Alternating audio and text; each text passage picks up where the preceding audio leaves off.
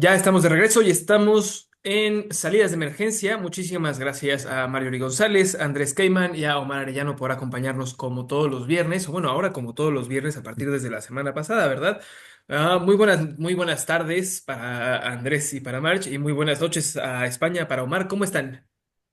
Bien, bien, acá andamos, terminando la semana. Muy Hola, ¿qué bien, tal? aquí todo.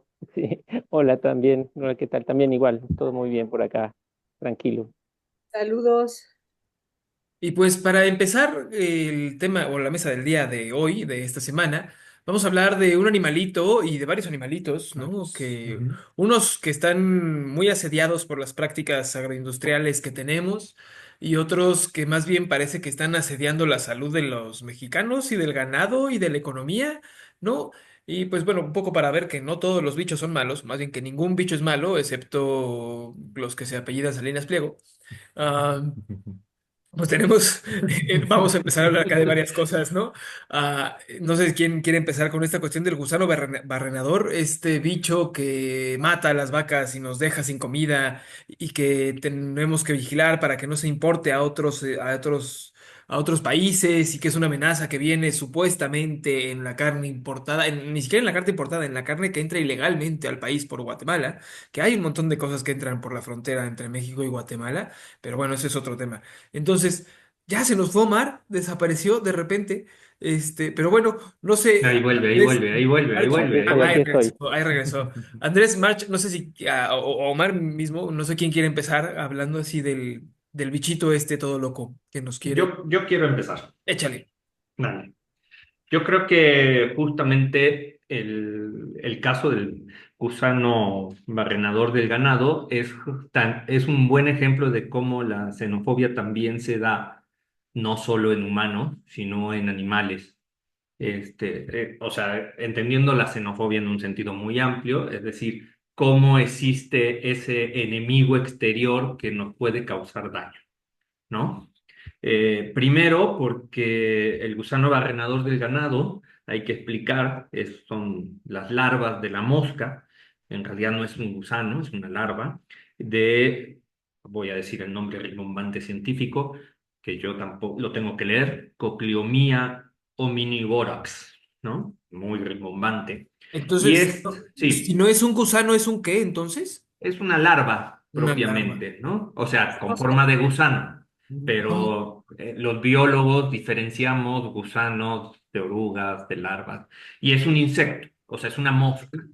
Y entonces lo que sucede es que la mosca hembra, una vez que está preñada, que vive alrededor de 50 días, oviposita, es decir, pone sus huevecillos en las heridas abiertas o en los orificios naturales del ganado, pero en realidad esta mosca es originaria de América, ¿no? Es justamente el gusano barrenador del ganado del Nuevo Mundo.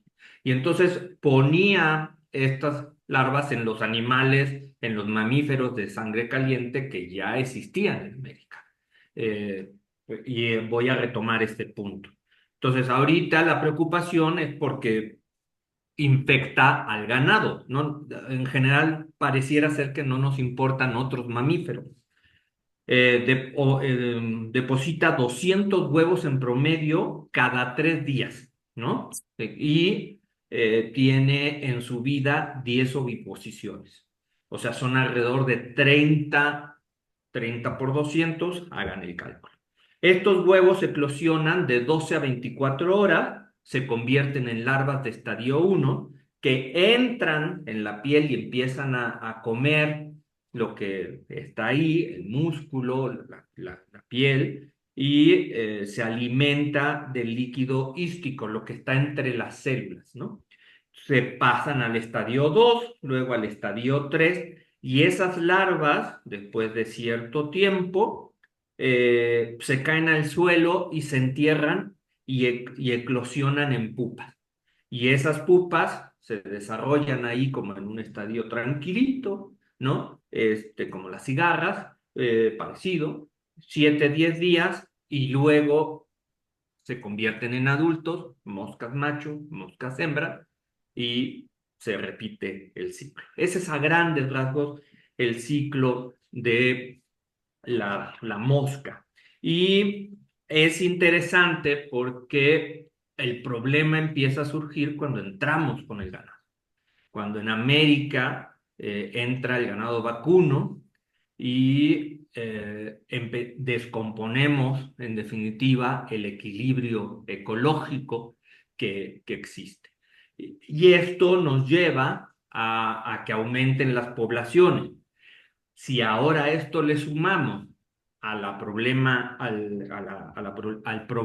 del cambio climático, de la crisis ambiental que estamos viviendo, el incremento de las temperaturas, vamos a ver que pues la dinámica poblacional es muy diferente. Y así le cedo a la palabra a quien siga. Pues yo creo que te va a tocar a ti, March. Ah, porque ahí está Omar que. Ah, es que, Omar, apagas la cámara y te vas y la prendes y regresas, ¿verdad? Es eso más bien. Es que apago la Ah. cámara porque me agarraron ahorita fuera No, de no, no, casa. está bien, cada quien. No, no, no. Sí, Así lo dejamos, así lo dejamos. sí, sí. Todo bien, todo bien. Pues bueno, no Sí, sé, ahora sí que no sé quién quiera seguir, si sí, March o a Omar, ¿no? Un poco para entender cómo fue entrando este animalito y cómo se posicionó del miedo y de las alarmas económicas, ¿no? Ok. Ujú. Pues y lo que pasa es que es una producción muy importante para México. Estamos hablando de que el comercio bilateral de ganado vacuno son 900,000 cabezas y este año se iba a alcanzar el millón de cabezas de ganado, sobre todo de becerros y vaquillas, y se supone que el valor es de $1,000,000,000. Entonces es un comercio gigantesco.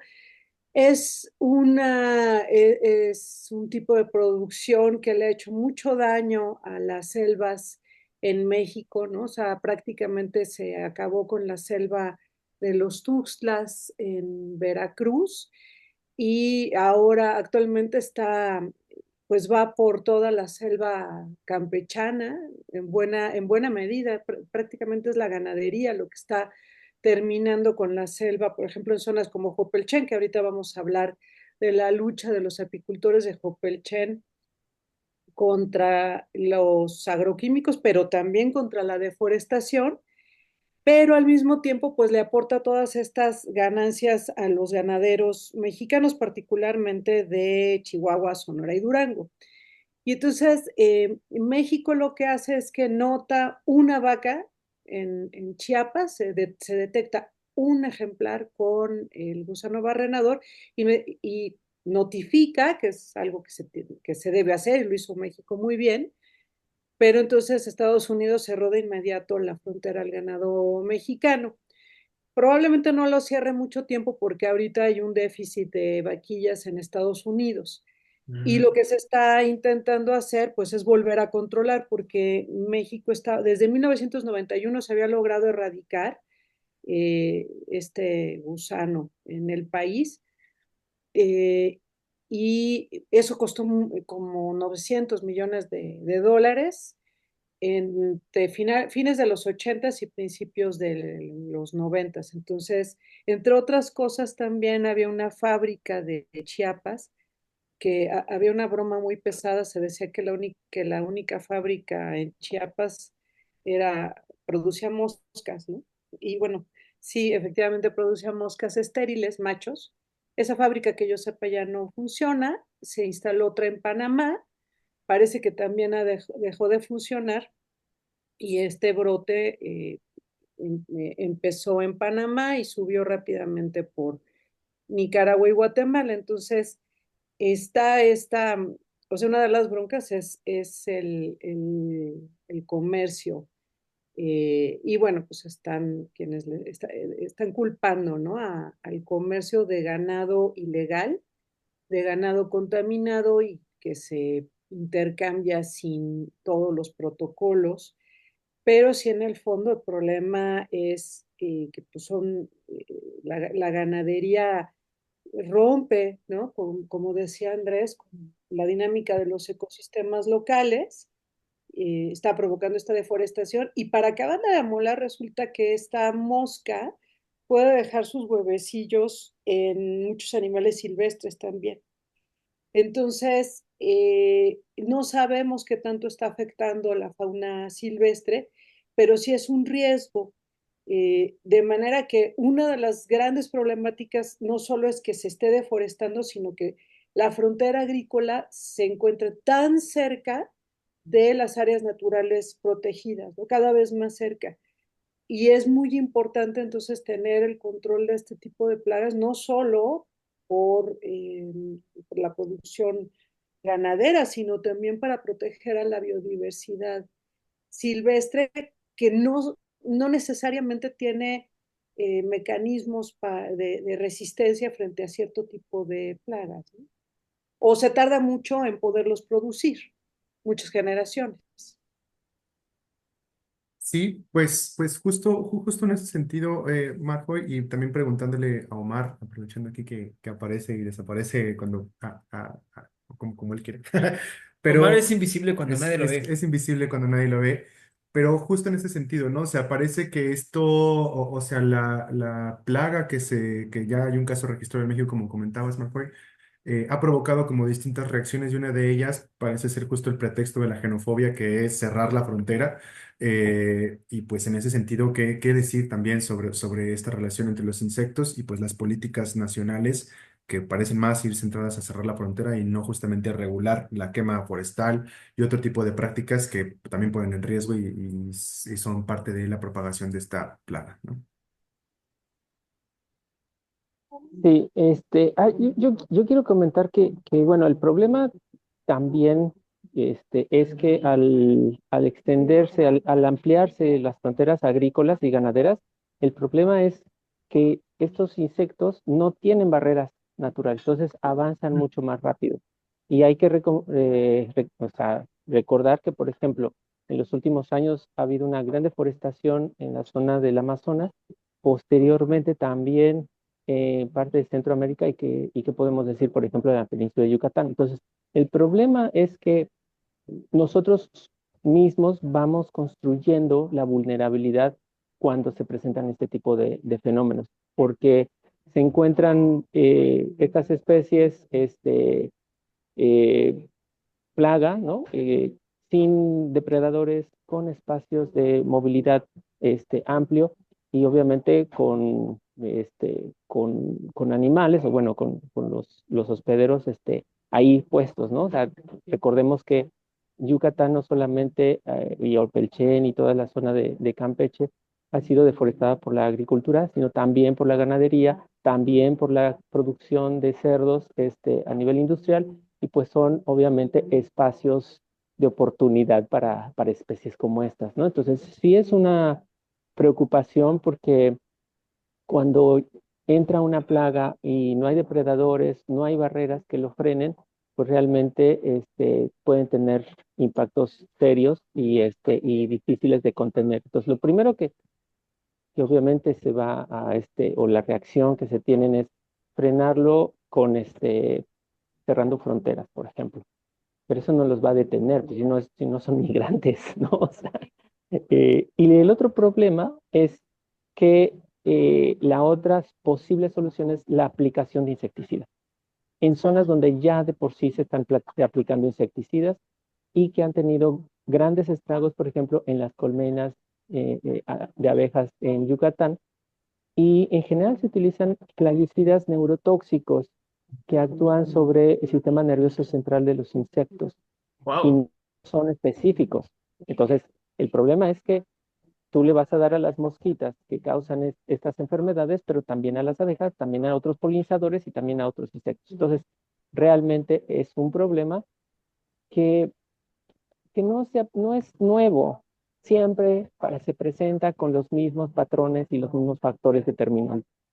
Aquí hay un poco de ruido, entonces le voy a dejar aquí, pero esas son también algunas cosas que quisiera como apuntalar. A partir de esto que nos van comentando, a mí me quedan varias dudas, ¿no? Una es lo que mencionaba Andrés al principio, que no quiero que cambiemos de tema sin que lo mencione, ¿no? O sea, esta cuestión de que era un insecto, digamos, autóctono, bueno, que estaba acá, en Abya Yala, y que de repente, pues ahora lo vemos y nos preocupa por el ganado, porque el ganado no estaba aquí, ¿no? El ganado estaba en otros lados. Y entonces, ahorita Marx nos decía, es que esto puede poner en peligro a a otras especies que estaban por acá, silvestres, ¿no? Pero entonces dice uno, pero si ya estaban por acá. Entonces, o sea, como cuál es o sea, qué pasó ahí. Y la otra, ¿no? Esta cuestión de las fronteras entre las zonas de reserva y las zonas ganaderas, que me imagino cada vez hemos ido cercando más, ¿no? Y entonces me viene a la cabeza esta idea de las zonas de amortiguamiento, ¿no? Entonces, o sea, cómo usar estas zonas de amortiguamiento, sirven, no sirven, hay que hacerlas más amplias, ¿no? Ya hemos dicho en mesas anteriores y en emisiones anteriores que no es suficiente guardar un 30% del planeta prístino y en medio ambiente sano, sino que deberíamos de guardar como el 70, ¿no? Más bien, al revés. Pero, ¿y entonces qué les pasa a estas zonas de amortiguamiento? Y bueno, ajá, tengo muchas dudas y nos faltan varios temas y se nos va acabando el tiempo, pero bueno. Ahí sí vamos, echándole ganas, lo podemos lograr entre todas y todos. Sí, muy rápidamente, lo que sucede es que justamente como es una mosca del nuevo mundo, como le llaman, los mamíferos de sangre caliente que ya estaban aquí también generan mecanismos de defensa, mecanismos que permiten en cierta forma defenderse de la mosca, por decirlo de alguna manera. Entonces, en realidad, el díptero no afectó la supervivencia de manera significativa de estos pequeños mamíferos. Es a la hora de introducir el ganado, a la hora de introducir ganado formalmente, ¿no? Gran ganado abundante, sobre todo, por ejemplo, en Argentina, Uruguay, el sur brasilero, que fueron Mm, grandes productores de ganado, son grandes productores de ganado, este, generó un aumento de esta mosca, del gusano barrenador. ¿Por qué? Porque incrementó la densidad poblacional del gusano.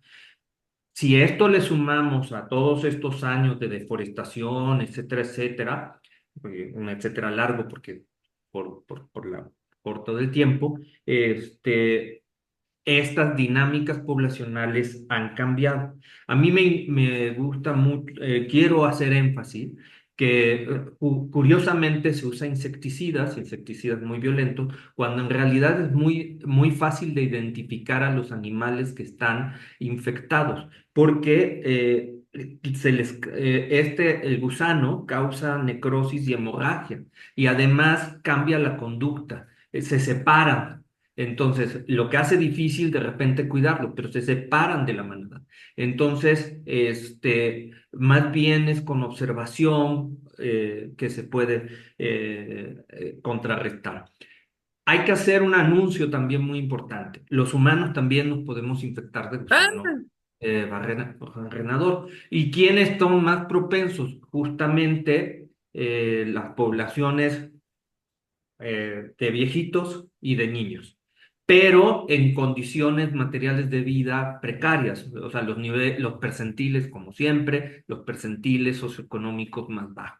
Entonces es muy importante, por ejemplo, y acá viene el mensaje de salud pública, es muy importante que a la hora de que nos abramos una herida en medio del campo, por lo menos pasarle agua. Si no tenemos jabón, pasarle agua y estar cuidando y secando la herida para que no esté húmeda, porque justamente una herida húmeda propicia la infección, sobre todo si estamos en el campo. En la ciudad es un poquito más difícil y en la Ciudad de México, mucho más porque estamos a altas, alturas, valga la redundancia. Entonces, yo creo que eso me lleva a mí a la postura de que no es tanto que el ganado ilegal cruza la frontera y lo hacen cruzar, sino que más bien son ciertas condiciones ecosistémicas que están llevando a procesos de infección.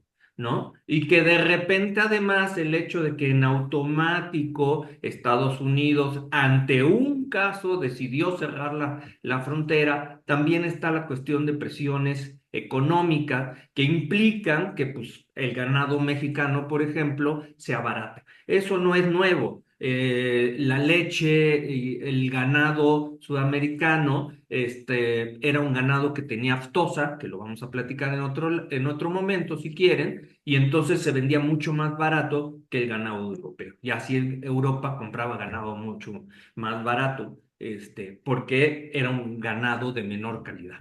Entonces, yo creo que aquí hay componentes económicos, ¿no?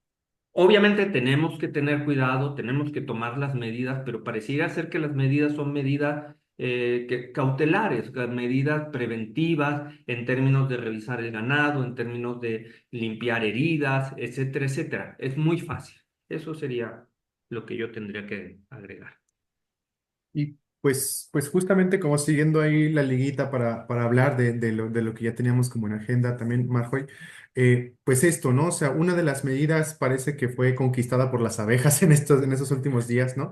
Que es justamente este amparo histórico, dicen muchos, que ganaron frente a los agrotóxicos y que justamente están prohibiendo pues este tipo de plaguicidas, este tipo de químicos que afectan un poco, bueno, no un poco, afectan bastante pues los ecosistemas y también no solamente a las abejas, sino en general pues a la vida ahí en la península de Yucatán, concretamente en Copelché, Campeche, pero vaya que es un problema generalizado que se extiende, como ya lo decían hace un momento, pues también en Yucatán y Quintana Roo, que son parte de la península, ¿no? Entonces, como reflexionar un poco sobre eso y pues, ¿qué decir, no? Sí, pues como para ir cerrando, ganan este juicio de amparo, además es muy chistoso porque es una juez, me parece que de Sinaloa, ¿no? De Sonora, De del Sinaloa.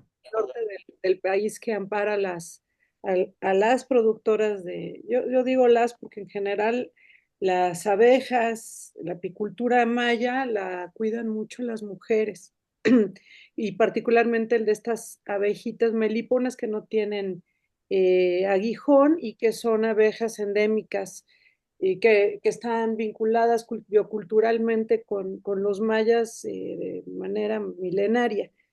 Y ganan este amparo contra el fipronil, el glifosato, los neonicotinoides, que era de los que estábamos comentando ahorita Omar, pero además es una lucha muy larga. Alguna vez sacamos un libro que si alguien lo quiere, se los puedo regalar, ahí me escriben en Twitter. Y Yo no ese quiero, es, no, yo sí quiero, yo sí quiero. Ni los lees. Oh. estaba viendo uno de los artículos que hicimos es del 2014 de otro amparo que ganaron los productores contra el cultivo de soya transgénica, porque también contaminaban, al pecorear las abejas, pues contaminan su miel y están exportando su miel. Entonces los europeos no quieren miel que tenga glifosato o miel que tenga agrotóxicos, de manera que es una lucha muy añeja que está dándose por parte de las comunidades mayas en toda la península, sobre todo en Campeche, pero también en Yucatán y también en regiones como Oaxaca, contra los agrotóxicos y contra la deforestación. Entonces, allí vemos cómo hay una confrontación además sobre diferentes visiones también de producción, ¿no? Y, en unos casos es una producción artesanal que está vinculada a prácticas comunitarias culturales y en otra es esta producción masiva, más adaptada al capitalismo. Y cómo se confrontan cotidianamente estas prácticas porque unas perjudican a las prácticas comunitarias que están más apegadas a los ciclos de la naturaleza y a la biodiversidad local. Pues la cosa es que no es esto, estos amparos que se han ido ganando contra estas sustancias no son los únicos que están poniendo en riesgo, ¿no? Hay cerca de 200 y tantos, ¿no? De los cuales 150 están prohibidos en otros países y que no se deberían estar usando y que se siguen usando porque tenemos toda una legislación y toda una estructura normada, regulada para que se permitan vender, ¿no? Y para que tengan preferencia en la venta. O sea, todavía hay un montón de cosas que pasan las avionetas así, brrr, ¿no? Y rocían los campos de algodón y de soya. Y pues el viento se llevó tantito más para allá el plaguicida y mató a un chorro de abejas, ¿no? Entonces, pues, ¿qué hacer con esto? Ahora sí que, ¿cómo les pedimos que ya no queremos más agroindustria a los que hacen agroindustria? ¿Cómo les decimos que ya no queremos que sean ricos? Ja, Son 204 plaguicidas autorizados por COFEPRIS. 204. Ah, sí. De hecho, esa es una discusión que se tiene ahí constantemente, un tema pendiente que dejó la administración pasada y han dejado las administraciones anteriores. Este, y no solamente es que dices, sí, la nube de plaguicidas que esparció la avioneta afectó a las abejas, sino que afectó a los niños y a las escuelas y a las casas. Y la verdad es que la situación en Opelchen es tremenda porque hay evidencia de exposición de estos plaguicidas en las comunidades mayas, jóvenes y niños que están allí. Y eso también ocurre en Sinaloa y en Sonora y en todo donde se está, en Jalisco precisamente. De hecho, alguna vez me tocó ver cómo rociaban el plaguicida y después llegaba sobre nosotros y era tremendo, ¿no? Es Entonces, justo. sí, sí, bueno, pues son exposiciones cortas, pero imagínate la gente que vive ahí todos los días. El gran problema es que, fíjense, la regulación de plaguicidas en México tiene una data de los años 80 y una de las cosas que ocurrió a principios de los 80 es que no existía la Semarnat, no existían un órgano de Secretaría de Medio Ambiente. Entonces, los plaguicidas fueron en cierta manera regulados por la Secretaría de Salud históricamente. La Secretaría de Salud es quien autoriza los permisos. Luego viene la Secretaría de Agricultura y Ganadería que establece cuáles serían como las recetas o cuáles son los que se utilizan. Y ya después de los años 80, ya en los 90 que aparece la Secretaría de Medio Ambiente, pues coadyuva con una opinión técnica. Pero al final de cuentas, la Secretaría de Salud es quien decide si sí o si no. Y ese es un problema porque la Secretaría de Salud realmente no ha mostrado mucho interés sobre este tema, porque pues lo ve como asunto de Secretaría de Agricultura, ¿no? Mm, Y como la Secretaría de Medio Ambiente como que no tiene muchas decisiones allí. Entonces, lo que necesitamos es realmente, ya vimos que no ha funcionado, tenemos que sacar esa regulación de la Secretaría de Salud y pasarla a la Secretaría de Medio Ambiente. Yo creo que eso ayudaría muchísimo a que entonces aspectos como la toxicidad ambiental por estas sustancias químicas, pues sea de responsabilidad de la Secretaría de Medio Ambiente y no de la Secretaría de Salud. Ese es creo que el problema que tenemos arrastrando desde hace décadas y por eso no hemos podido solucionar este problema. Como que escucho el problema del gusano barrenador que más bien apunta a regiones económicas, ¿no? El cierre de las fronteras. Y escucho el por qué no se han prohibido estas cosas horribles, ¿no? Agrotóxicos que les dicen muchas personas. Y también me suenan a razones económicas. Nos quedan como 5 minutitos, un poquito menos tal vez. Dos. Pero, bueno, dos, pero que sean como 5. No sé si quieran dar como un Peñas. cierre. Ya Ya me estás están acusando de, así que aquí de de copetón, pero me tendría peñas. yo que peinar diferente. Este, Otro bicho de esos. ahora, ahora sí que más bien, pues eso, ¿no? ¿Cómo darle lugar a otro tipo de ambientes o qué soluciones se nos ocurren para quitar al dinero y echarlo fuera de las cuestiones ambientales, ¿no? Si es que se puede. Ahora sí que un minutito cada quien y ya nos despedimos. Bueno, yo creo que primero tenemos que pensar que hay que imaginar otras estrategias, ¿no? Y quitarnos esta idea de que solo existe una forma de desarrollo y que solo existe una forma de medicina, ¿no? Algo que no dijimos con las abejas meliponas, por ejemplo, es que se les han encontrado muchas cualidades a su miel. Por ejemplo, que reduce los trastornos metabólicos, ¿no? Que trastornos metabólicos como la diabetes, es decir, las transaminasas hepáticas, que son unas enzimas que funcionan en el hígado y reducen los triglicéridos, muy conocidos por todo el mundo, lo googlean y ¡zas! Pero además por ejemplo, ayudan en la cicatrización de heridas. En la medicina veterinaria hay muchos artículos al respecto, muchos estudios, y tienen funciones antibacterianas, antifúngicas, acción antiinflamatoria, ¿sí? Y de regeneración celular. Obviamente a pequeña escala y en pequeñas heridas, pero esto propicia, por ejemplo, que no usemos de repente ciertos medicamentos, ciertos implementos que pues a veces hasta terminan siendo más reactivos, ¿no? Entonces yo creo que ese es un punto. March, ¿tú cómo ves? ¿Reconocer a las abejas meliponas y sus propiedades nos va a ayudar a cambiar el esquema y el paradigma que tenemos de la agroindustria? Digo, yo creo que sería un buen paso, ¿no? O sea, los mayas tenían estas estatuas de angelitos que bajan con sus cosas de miel, ¿no? Que eran como hombres alados. Estaban bien padres, ¿no? Pero bueno. Pero o sea, no solamente han sido las abejas, antes ya fue un amparo que reconoció a los cenotes, por Ah, ejemplo, claro, como claro, sujetos de claro. derecho, ¿no? Ujú. Sí, pues yo creo que el tema es si otra agricultura, otra relación con los agroecosistemas es posible, me parece que sí, pero tiene que ver con los objetivos, ¿no? Si se prioriza la salud de los ecosistemas y de las personas, el bienestar, el derecho a la alimentación, es diferente que si se priorizan las ganancias de las grandes corporaciones agroquímicas, de las grandes corporaciones ganaderas, ¿no? Ahorita, aparte de todo, se está peleando los ganaderos de Chihuahua, están acusando a ciertas empresas ganaderas de este asunto de lo del comercio ilegal, que también, si no es la causa principal, bueno, pero sí te habla ahí ya de una bronca entre ganaderos. Entonces, cambiar las prioridades es muy complicado hacerlo en el capitalismo, pero me parece que sí es súper importante lo que está haciendo el gobierno mexicano para ir frenando, ir acotando a ciertas empresas que ya estaban completamente desbocadas, como la de los agrotóxicos.